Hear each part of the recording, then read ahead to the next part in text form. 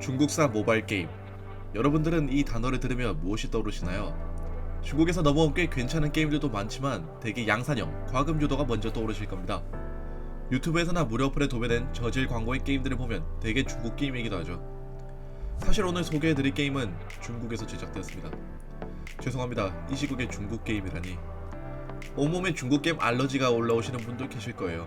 하지만 이 게임은 조금 다릅니다. 중국산 게임이지만 중국에서 온 친구 같지 않은 굉장히 잘 만들어진 게임입니다. 파스칼 웨이저.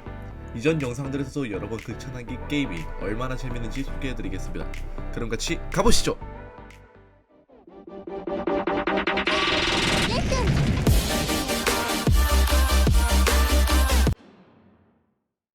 파스칼 웨이저는 기본적으로 액션 RPG 게임입니다.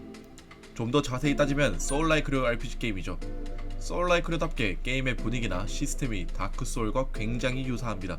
어떻게 보면 다크소울 카피라고도 볼 수 있겠네요. 파스칼 웨이저의 그래픽을 먼저 살펴보자면 딱 보셔도 답이 나오지 않나요? 현존 모바일 게임들 중 최고의 퀄리티를 보여줍니다. 모델링이나 배경, 모션, 각종 시각적 효과들까지 모바일 게임으로 표현할 수 있는 최상급의 퀄리티를 선사하죠. 딱 한눈에 봐도 느낌이 오지 않나요? 자세히 보면 텍스처가 조금 저하질인 부분이 있지만 최적화이라니 봐줄 수 있을 정도입니다. 다크 판타지풍에 어울리게 전체적으로 다크다크한 분위기를 자랑하는데 이런 분위기에 크게 일조하는 것은 사운드입니다.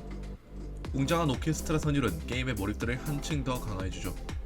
실제로 에스터 속에 보면 세계 정상급 오케스트라 연주라고도 되어 있더군요. 이런 배경음악뿐만 아니라 각종 효과음들 또한 게임과 어색하지 않고 깔끔하게 어우러졌습니다. 강렬한 타격음으로 타격감이 강화되고 적절한 상호작용 효과음들로 플레이어가 헷갈리지 않게끔 도와주죠. 그리고 풀 나레이션을 통해 스토리 진행에 생동감을 부여합니다. 이제 게임의 세부적인 특징을 살펴봅시다. 일단 소울라이크류답게 게임 난이도가 꽤 있는 편입니다. 일반 몹들마저 공격 패턴이 다양하고 갑툭 튀하거나 여러 장애물들, 낙하 데미지 등 생존의 위협을 가하는 장치들이 즐비합니다. 이 때문에 HP 관리가 조금 중요한데 HP 포션 보유 가능 수량도 제한적이어서 휴식을 취하기 전까지는 HP 관리가 굉장히 까다롭더군요. 또 캐릭터에겐 이성이라는 것이 있는데 이성은 적에게 피격을 받으면 점차 낮아지고 이성이 0이 되면 붕괴 상태에 접어듭니다. 붕괴 상태에선 보스가 강해져 2페이지로 접어들거나 강력한 플레이어의 분신이 등장합니다. 붕괴 상태는 해당 몹을 처치하기 전까지는 풀리지 않기 때문에 이성 관리 또한 생존과 직결되죠. 여기에 플레이어 행동 하나하나에 줄어드는 기력까지 잘 관리를 해주어야 회피나 공격 모두 수월해집니다. 저도 보스전에서 괜히 콤보 때려박다가 구르기를 못해서 죽은 적도 많거든요. 체력 관리의 기력, 이성 관리까지 세 가지를 동시에 수행해 주어야 하며 이외에도 각종 디버프들을 조심해야 생존할 수 있을 겁니다. 이러한 제약들은 게임 내 재단이라는 세이브 포인트에서 휴식을 취하면 해결할 수 있으며 전리품이나 재능으로도 도움을 받을 수 있습니다. 전리품은 몹에게서 드랍되거나 획득한 여러 재료들을 조합해 제작할 수 있으며 마차에서 동료들과의 거래 등으로 획득이 가능합니다.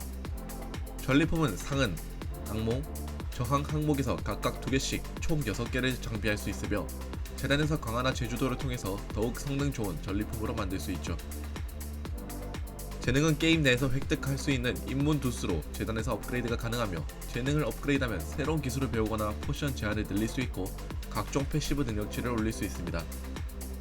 이 재단이라는 게 꽤나 중요한 게 단순히 휴식 및 세이브 포인트의 역할 이외에도 중요한 역할들이 있습니다. 몹들을 잡으면 뼈를 드랍하는데 이 뼈들이 경험치의 역할을 하죠. 무작정 모은다고 레벨업을 하는 것은 아니고 재단의 뼈를 헌납하면 축복 레벨을 올릴 수 있고 재단의 축복 레벨이 오를 때마다 스탯 포인트를 얻을 수 있습니다. 이 스탯 포인트로 캐릭터의 능력치를 올릴 수 있죠. 또 앞서 말했듯이 전리품의 제작과 강화, 옵션 부여를 할 수 있으며 재단에서만 재능 업그레이드가 가능합니다. 파스칼 웨이즈의 플레이에서 크게 눈에 띈 것은 캐릭터 교차 플레이입니다. 게임을 플레이하면서 동료들을 모을 수 있고 인게임에서 직접 플레이가 가능하죠. 기본적으로 메인 캐릭터인 테런스는 고정이고 노우드, 비올라, 베니타라는 동료들 중 한 명을 택해 몹을 할 수 있습니다. 각 캐릭터들마다 사용하는 무기가 다르기에 어떤 동료를 데려갈지 늘 고민하게 되었습니다. 메인 캐릭터인 테런스는 기사로 칼을 이용해 플레이를 합니다. 그의 동료인 노우드는 주먹과 관짝, 비올라는 총, 베니타는 몬스터의 혈액을 모아 사용하는 몬스트런스라는 무기를 사용하죠. 플레이어는 캐릭터들을 서로 교차하며 플레이가 가능한데 철권 태그팀 마냥 아무 때나 교체가 되는 것은 아닙니다. 전투 상황에 돌입하면 교차 플레이가 불가능하고 대상을 처치해야 하여 전투 상황이 종료되거나 플레이 중인 캐릭터가 사망하면 다른 캐릭터로 교체되죠. 때문에 전투 상황이 돌입 전 어떤 캐릭터를 플레이할지 고민하게 되었죠. 각종 게임 내 특징 설명은 인게임 옵션에서 확인할 수 있어 게임을 하다가 헷갈리는 부분이 나오면 바로 확인이 가능합니다.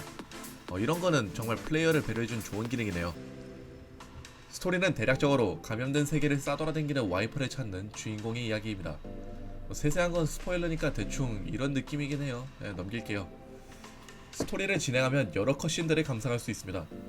그래픽이 워낙 좋다 보니 컷신을 보는 맛이 꽤 좋았습니다. 일러스트 나오고 대충 대화창 넘기는 스타일이 아니라 정말 영화를 보는 느낌이었죠. 가끔 스토리에서 선택지를 골라야 하는 경우가 있었는데 크게 스토리에 변화를 주는 느낌은 아니었다는 건 조금 아쉬웠습니다. 저는 파스칼 웨이저를 플레이하면서 모바일 게임이 아니라 콘솔 게임을 하는 기분이었습니다. 어릴 적 플레이스테이션2로 아르고스의 전사라는 게임을 했었는데 친형 따라 플레이하다가 강렬한 액션에 빠져 학교를 마치자마자 집에 와서 한 달 내내 그 게임을 했었죠. 파스칼 웨이저도 딱 그런 느낌이었습니다. 하드코어 난이도를 이겨내고 강력한 보스들을 잡으며 스토리를 진행해 나갈 때 그 기분이 정말 좋았거든요. 그리고 성장해 나가는 캐릭터를 보니 꽤 뿌듯했죠. 그것이 RPG의 묘미이기도 하고요. 만약 요즘 흔해 빠진 데칼코마니 RPG 게임들의 실증이 나신 RPG 팬분들이라면 적극 추천드립니다. 현재 안드로이드는 출시하지 않았지만 공식 홈페이지에서는 오는 6월 25일 안드로이드 출시 예정으로 표기되어 있죠. 독보적인 소울라이크류 RPG 게임을 원하신다면 파스칼 웨이저를 해보시길 바랍니다.